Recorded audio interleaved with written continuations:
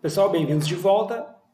E agora vamos falar sobre metodologia da pesquisa em ciências forenses para encerrar aqui o tópico da principiologia, tá?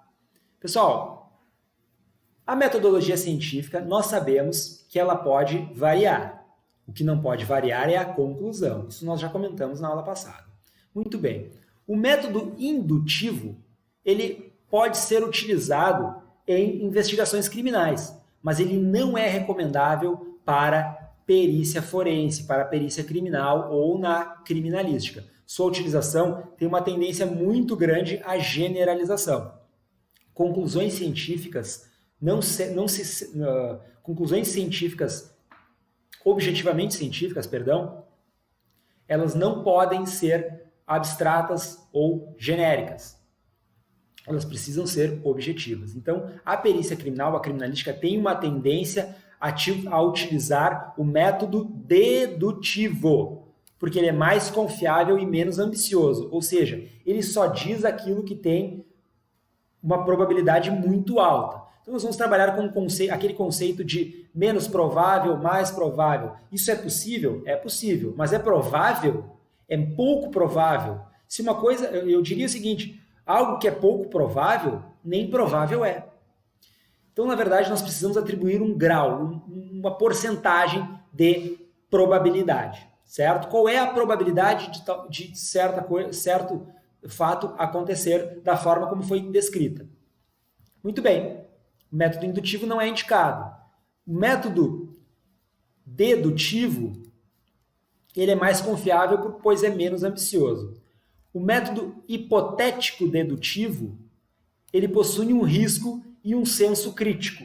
Então, ele não vai caber em exames cujas ciências exatas são mais indicadas, ou ciências da saúde.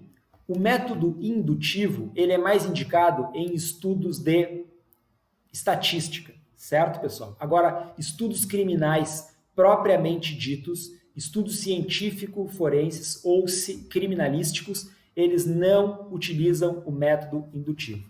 Podemos utilizar o método dedutivo, o método hipotético dedutivo, ele vai caber lá para alguns exames de reprodução simulada, de acidentes de trânsito, mas não são, via de regra, utilizáveis. O método comparativo, ele é ideal para a análise de padrão. Então, por exemplo, uma coleta de impressão digital, ele vai se utilizar de um método comparativo. Nós vamos coletar a impressão digital em um local suspeito e vamos compará-la com a de um suspeito. Método comparativo. Eu coleto a gota de sangue no local e comparo com o DNA do suspeito. Método comparativo. Eu comparo o projetil coletado em um local suspeito ou o orifício que causado por um possível projetil de arma de fogo e comparo com o calibre da arma apreendida com o suspeito. Método comparativo. Ele necessita de um padrão. Então não adianta de nada, por exemplo, nós coletarmos uma impressão digital em um local e eu não ter um padrão. Aquela pessoa, por exemplo, não emitiu carteira de identificação naquele estado da federação. Eu não tenho um padrão, eu não tenho como colocar no sistema e encontrar aquela pessoa, aquela identificação que é única. Ou a pessoa ainda é um estrangeiro, a identificação civil dela foi realizada em um país do estrangeiro. Ou seja, eu tenho 7 bilhões de pessoas para comparar. Não há um padrão, não tem como encontrar esse padrão. Então, o método comparativo, ele necessita de um padrão. O método monográfico, ele é muito útil para teses de doutorado. Agora, para as ciências forenses, para a criminalística, para as investigações criminais, ele é considerado poluído e pouco objetivo. Ou seja, é aquele laudo pericial, por exemplo, onde eu tenho 900 fotografias. Eu não posso ter tantas imagens e não selecionar aquelas que mais interessam para a investigação. Assim como eu também, em uma perícia de reprodução simulada, eu não posso coletar todas as versões possíveis de um acidente em massa, por exemplo, onde eu tenho 6 mil pessoas dizendo coisas diferentes.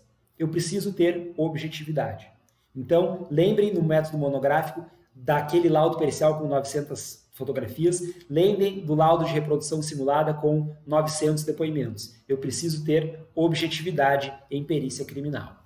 E, por fim, o método observacional. É a observação direta de um fenômeno. Então, por exemplo, eu vou fazer a reprodução simulada de um disparo de arma de fogo, eu vou pegar um vidro igual, mas nunca idêntico, igual àquele, semelhante àquele em que eu encontrei no local suspeito, e vou efetuar disparos de uma arma com um determinado calibre, que é aquele que eu desconfio que seja, pela minha expertise em perícia balística, eu desconfio que seja aquele que atingiu o vidro, e vou efetuar os disparos, e vou comparar com aqueles em que eu encontrei na cena. Então, o método observacional, ele se confunde um pouco com o método comparativo, já que eu tenho um padrão. Então, o método observacional, eu vou observar diretamente um fenômeno, eu vou realizar uma experiência. Então, essas experiências, elas são muito saudáveis, são muito pertinentes à perícia criminal, já que nós podemos utilizar deles de uma maneira empírica muito interessante e muito objetiva, de forma a formar um convencimento do juiz muito sério, muito sólido. Então, para a gente fechar aqui as metodologias em pesquisa em ciências forenses, qual deles nós podemos... A questão poderia dizer para vocês, o método indutivo é muito útil para a investigação criminal. Está errado. O método dedutivo é muito útil para a investigação criminal. Está certo. Esse joguete de palavras aqui, indutivo, dedutivo, pode fazer alguma confusão. Então, acredito que aqui nós podemos ter uma possível questão. Método hipotético dedutivo. O método hipotético dedutivo, ele é arriscado, ele causa senso crítico. Deixem ele lá para o delegado de polícia. Ele não nos serve para investigação criminal. Então, o método que serve é o dedutivo. Método comparativo, perfeito. Método observacional, perfeito.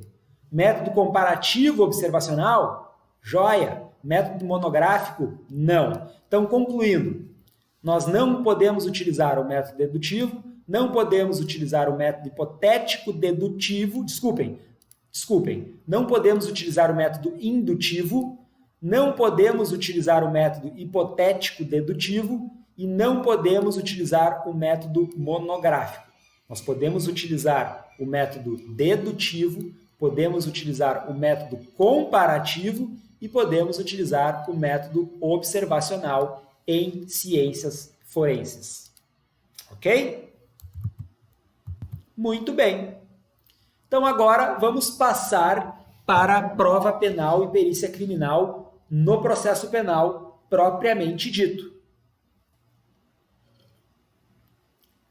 Gente, processo penal, como eu falei para vocês, é uma ciência à parte, tem lá a sua principiologia, tem os seus métodos, tem a sua dialética. Nós não vamos ingressar de maneira profunda no processo penal, mas ele está arraigado no nosso estudo da medicina legal. Então nós precisamos ter um certo conhecimento, tá certo? Então ele se baseia lá no princípio da prova não tarifada, ou seja, não existe uma forma e nenhuma hierarquia das provas. Porém, na atualidade, já se admite, até por conta da criação em 2019 do juiz de garantias, já se admite a prova pericial como tendo um valor probatório maior, mas isso é jurisprudencial. Quando a gente diz, a propósito, que uma construção jurídica ela advém de uma fonte jurisprudencial, eu estou dizendo que a fonte é indireta. Lembrem, nós estamos no sistema acusatório. Sistema acusatório, as fontes de direito são as leis e os costumes. As fontes indiretas, a doutrina e a jurisprudência. Então, não há hierarquia das provas no processo penal.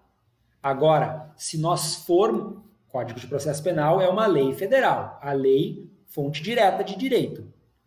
Agora, se nós formos na jurisprudência, nós vamos encontrar alguma coisa no sentido de que a prova pericial, ela pode encontrar, ela devidamente coletada, interpretada, o vestígio transformado em evidência, respeitando a cadeia de custódia, produzido um laudo pericial por perito oficial, a prova pericial pode se tornar irrefutável, pois é produzida com base científica.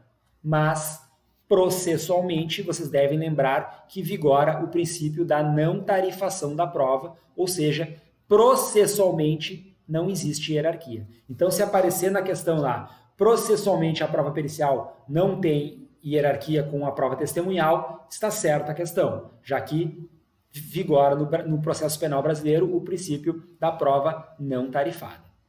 Certo? Segundo princípio, pessoal, do processo penal importante aqui para as provas é o princípio da persuasão racional. O que significa isso? Para aplicar bem aqui na nossa medicina legal. Significa que o juiz não está adstrito às provas. Isso está lá no artigo 157 do Código de Processo Penal. O juiz baseia o seu convencimento no princípio do livre convencimento ou da persuasão racional. Ele pode dar mais valor para uma prova ou mais valor para outra. A testemunhal em detrimento da pericial ou a pericial em detrimento da prova documental.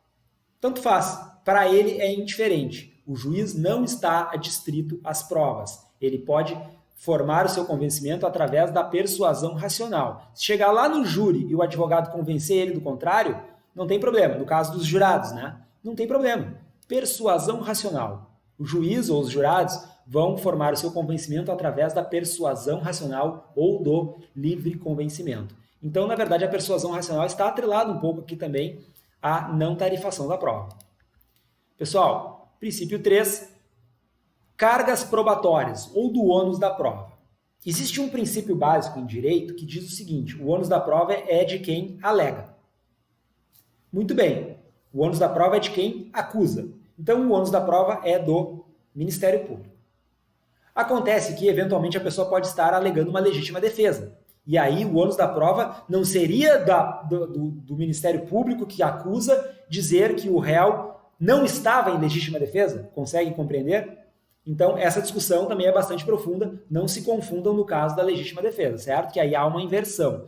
E quando vai haver a inversão do ônus da prova? O direito do consumidor lá não nos afeta, certo? Exceto quando nós estivermos falando em crimes contra o consumidor. Mas aí é muito complexo, eu acredito que isso não vai aparecer para nós. Então, princípio das cargas probatórias. A carga probatória é de quem acusa, é do órgão ministerial. A perícia não tem nada a ver com isso. A perícia não serve para acusar e nem para defender. A perícia serve para provar a realidade. É por isso que o perito criminal deve estar afastado das partes. Correto? Próximo princípio, vedação à prova obtida por meio ilícito. Gente, eu queria destacar para vocês aqui uma situação que é muito comum em processo penal, que é o seguinte: muita gente fala da prova ilícita, prova ilícita, prova ilícita. A prova por si só, ela pode ser lícita ou ilícita. Na verdade, uma prova, falando aqui no meio pericial, ela é sempre científica. Do ponto de vista pericial, a prova é sempre científica. Ela pode conter algum vício que não transforme o vestígio em evidência. E aí eu vou ter que apelar para a prova indireta. Isso a gente já viu lá. Raciocínio indutivo. Não confundam com o método indutivo. Tá? Pois bem, se eu tiver que apelar para um raciocínio indutivo, eu vou estar utilizando um método lá pouco utilizável. Mas aí não é para nós, né? Prova indireta não é para nós. Nós trabalhamos com prova direta, com provas científicas, provas jurídicas. O que acontece, pessoal, é que eu posso estar diante de uma prova que, embora cientificamente válida, ela foi obtida por meio ilícito. Então, as provas, na verdade, elas não são lícitas ou ilícitas. Isso é um conceito jurídico. Ela é obtida por meio ilícito. E essa obtenção por meio ilícito, ainda assim, pode ser valorizado. desde que seja o único meio de provar a inocência do réu. Isso se dá por meio da aplicação do postulado normativo da proporcionalidade, que é um quase princípio, digamos assim, da proporcionalidade e da razoabilidade. O que eu quero dizer para vocês é que existem postulados normativos que mexem aqui nesses conceitos. Eu só não quero confundi-los. A prova não é ilícita, ela é obtida por meio ilícito. Certo? E a perícia não tem nada a ver com isso. Quem vai decretar isso é a autoridade policial ou judiciária. Por fim, seguindo, a prova pode ter uma classificação plena ou não plena, ela pode provar o todo ou apenas uma parte. Lembrem do indício, vestígio, evidência ou presunção direta relativa a outro fato. Presunção, fato pressuposto com base em outro fato. Então, a prova pode ser plena ou não plena. Esses termos, vocês podem, inclusive, se apropriar deles nos seus laudos. Dizer que essa prova pericial configura-se uma prova plena ou uma prova não plena. Uma prova direta ou indireta. Uma prova real, pessoal ou documental. Quanto às espécies, as provas, então, podem ser testemunhal, documental, pericial ou ainda outras. Não há uma definição estanque. Apenas lembrando que nós estamos na prova pericial e a prova documental pode passar por uma perícia, a prova testemunhal pode passar por uma perícia, ou a prova pode ser puramente pericial, certo? Elas podem se mesclar, essas espécies. Por fim, a prova pericial pode ser emprestada, ou ela pode ser gerada em um processo civil e emprestada ao processo criminal. Pode ser gerada no processo criminal e emprestada ao processo civil. E ela ainda pode ser gerada no processo administrativo, lá na corregedoria, no processo administrativo disciplinar e emprestada a processo civil ou criminal. Uma vez gerada, através dos meios legais, através da cadeia de custódia, essa prova está apta a gerar efeitos em todas as esferas jurídicas, ok? Por fim, o indício, vestígio e a evidência e as presunções juris tantum e iud et iure. Pessoal, presunção juris tantum é a presunção relativa e a presunção iud et iure é a presunção absoluta. Presunção juris tantum aceita prova em contrário.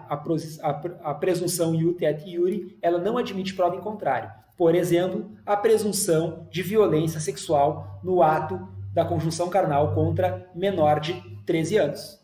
É uma presunção iud et iure, ela é incontestável, não cabe prova em contrário, certo? Elas são bastante raras de acontecer, mas existem. Agora, no nosso meio pericial, tudo pode ser relativizado do ponto de vista legal. Agora, nosso ponto de vista pericial científico, verdades podem sim ser absolutas. Certo? Então tá. Prova pericial como verdade real.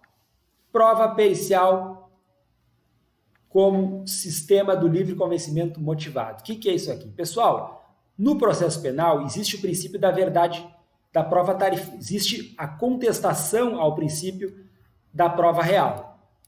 Lá no processo, eles dizem que não existe a prova real, que ela é como, no conceito de Lyotard, é como se fosse um dado. Nós temos o dado e nós nunca vamos conseguir enxergar as 6 faces do dado, embora nós saibamos que ele é um cubo e que ele possui 6 faces. Toda vez que nós virarmos o dado, nós enxergamos 2, no máximo 3 faces, e nunca vamos enxergar o todo. Então, no processo, na discussão da dialética forense, dialética do processo, processualística, não existiria a verdade real. O que ocorre, pessoal, é que a perícia hoje, ela é tratada, assim como nós dizemos nas fontes indiretas, como uma prova tarifada, ou seja, uma prova hierarquizada. As conclusões científicas, uma vez passadas de forma lisa pela cadeia de custódia, elas podem sim ser consideradas provas hierarquicamente superiores a depoimentos que podem ser colhidos no calor dos fatos, ou sob pressão, ou até mesmo sob tortura. Provas obtidas por meio ilícito. Certo? Agora, a perícia, quando coletada, devidamente coletada, analisada, interpretada, e produzido laudo pericial por perito oficial, ela pode sim ser considerada como uma verdade real. Então, lembrem, se a prova for de processo penal, não existe prova tarifada. Se nós estivermos falando de metodologia da pesquisa em ciências forenses, nós podemos sim falar em verdades absolutas. Correto? Não confundam a prova criminal com a prova pericial. Por fim, desconstrução do sistema do livre convencimento motivado. O que é isso aqui? Pessoal, o sistema do livre convencimento motivado, ele é processual, como nós falamos. Agora, se nós estivermos falando de ciências, se nós estivermos falando de metodologia científica, qualquer método científico pode ser elegido, qualquer metodologia. A conclusão tem que ser a mesma e ela independe do tempo. Então, o sistema do livre convencimento motivado, ele pode sim sofrer uma alteração lá no tribunal pelo desembargador de justiça. Isso não quer dizer que o sistema foi totalmente desconstruído, já que o juiz forma o seu convencimento, ele tem autonomia.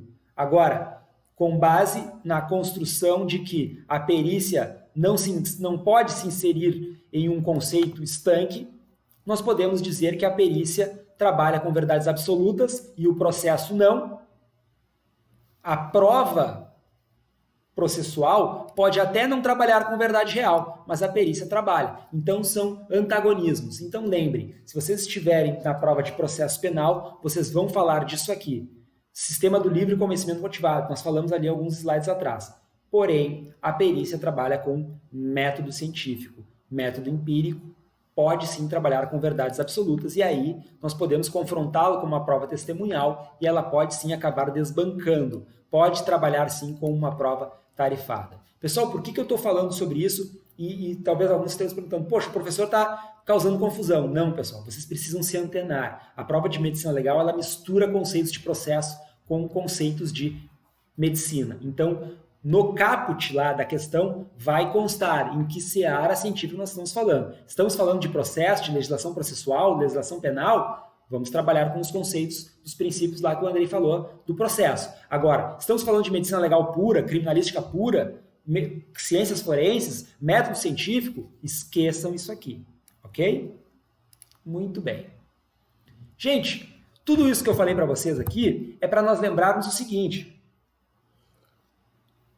direito probatório, ele vai estar é uma esfera do direito, obviamente, uma esfera jurídica, e ele vai estar basicamente assim. Agora nós vamos falar um pouco assim, en passant aqui sobre a filosofia do direito, como é que funciona esse processo de subsunção. O que significa isso? Eu tenho lá o mundo dos fatos, que para nós interessam os fatos criminais, que estão sempre acontecendo lá no mundo. Tá? Os fatos estão acontecendo, as pessoas estão comprando e vendendo bens, as pessoas estão falando bem ou mal uma das outras, as pessoas estão se cumprimentando, agora na pandemia não estão muito, né? Mas as pessoas estão interagindo, as coisas estão acontecendo.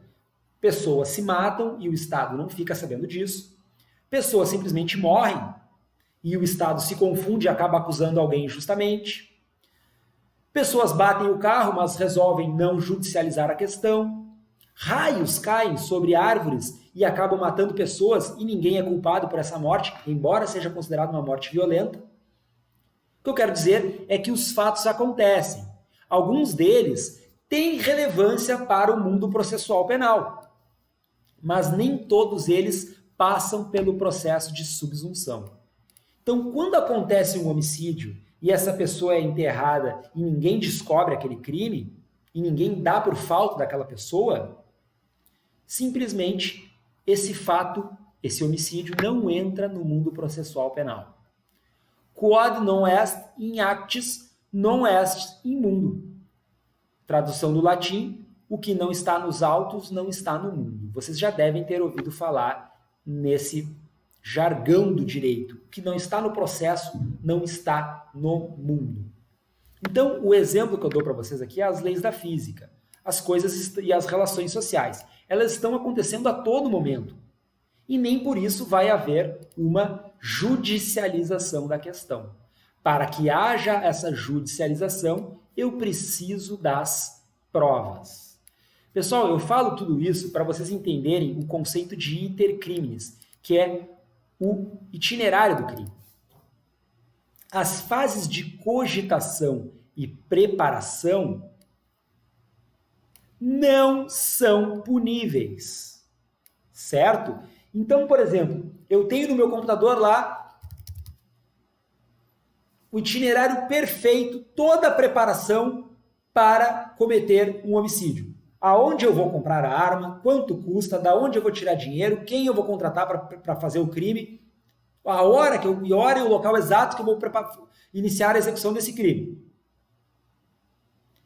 Mas eu não fui na loja ainda e não comprei. Então eu estou cogitando, estou preparando.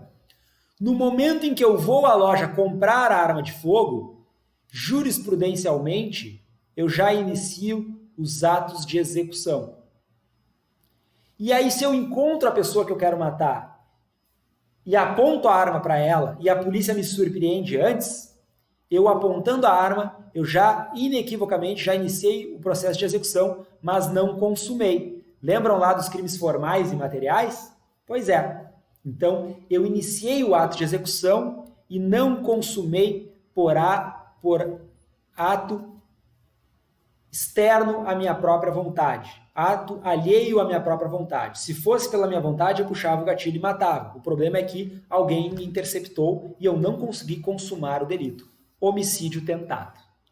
Agora, se porventura eu quero esfaquear uma pessoa e para isso eu pratico lesões corporais, eu inicio a execução de um homicídio e não de uma lesão corporal. Então vejam que eu posso, no resultado, praticar uma coisa, mas o problema é que a perícia não está na cabeça do agente. Então é por isso que nós não podemos confundir a perícia com o processo. A prova processual é uma, a prova pericial é outra, do ponto de vista científico. Compreenderam? Isso que eu estou falando está lá no artigo 14, inciso 2 do Código Penal. A tentativa iniciada a execução. Lembrem que eu falei para vocês, crimes materiais são aqueles que deixam vestígios. Então, eu posso tentar praticar um crime material, não há dúvida nenhuma disso. O problema vai haver são os crimes formais, que são aqueles em que quando eu inicio a execução, automaticamente eu consumo o delito. E o resultado é mero exaurimento. Ele não importa para a consumação do delito. Basta a prática da conduta. Exemplo, corrupção ativa. Eu ofereço suborno para o guarda. Não interessa se ele aceitou ou não. Eu oferecendo, tenho a câmera lá, gravou eu oferecendo a grana para o guarda, não interessa se ele pegou o dinheiro ou não. A câmera vai para a perícia e a perícia vai provar que eu pratiquei um crime formal. Então, vai perguntar, cabe a tentativa de suborno? Olha, eu vou estar cogitando e vou estar preparando, eu estou com o dinheiro no bolso, mas enquanto eu não falar para ele, eu não iniciei a execução. Quando eu iniciar a execução, automaticamente já consumei o crime formal. Então, fica muito difícil essa prova da tentativa de crime formal. No entanto, algumas pessoas vão dizer que caberia lá a tentativa de crime formal nos crimes de trânsito, que é, por exemplo, a fuga do local do crime. Mas é muito raro, tá, pessoal? Eu acredito que isso não apareça para nós. O que importa é vocês saberem que o iter criminis começa na cogitação e na preparação e esses atos não são puníveis, certo? Isso pode aparecer indiretamente na prova dentro de uma questão de processo penal, gente. Tá? Então, como a gente quer apostar no todo, uma preparação completa, eu acredito que isso vai ajudar vocês. Lembrem do processo de subsunção dos fatos do mundo externo às normas jurídicas e da sua processualização. Certo? Muito bem. Então, agora, nós vamos passar para o estudo da prova penal, prova pericial no CPP, é o assunto para a nossa próxima aula.